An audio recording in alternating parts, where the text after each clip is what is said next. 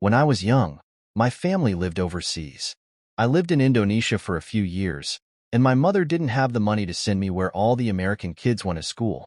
However, she thought it was important for me to keep up with an American education, so she decided to teach me extra lessons herself, Monday through Friday.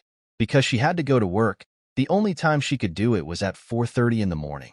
Whenever I complained, my mother would just give me one look and say, "This is no picnic for me either, Buster." I know that some of you are still adjusting to being back at school, but I'm here today because I have something important to discuss with you. My father left my family when I was 2 years old, and I was raised by a single mom who had to work and struggled at times to pay the bills. She wasn't always able to give us the things that other kids had. There were times when I missed having a father in my life. There were times when I was lonely, and I felt like I didn't fit in. I wasn't always as focused as I should have been on school, and I did some things I'm not proud of. I got into more trouble than I should have, and my life could have easily taken a turn for the worse. But I was lucky. I got a lot of second chances. I had the opportunity to go to college and law school and follow my dreams. My wife, our First Lady Michelle Obama, has a similar story. Neither of her parents had gone to college, and they didn't have a lot of money. But they worked hard, and she worked hard to go to the best schools in this country. Some of you might not have those advantages. Maybe you don't have adults in your life who give you the support you need. Perhaps someone in your family has lost their job, and there's not enough money to go around. Maybe you live in a neighborhood where you don't feel safe or have friends who are pressuring you to do things you know aren't right. Maybe you could be a great writer, good enough to write a book or articles in a newspaper, but you might not know it until you write that English paper that's assigned to you.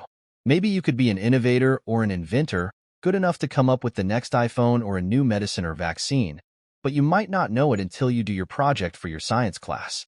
Maybe you could be a mayor, a senator, or a Supreme Court justice, but you might not know that until you join student government or the debate team. No matter what you want to do with your life, I guarantee that you'll need an education to do it.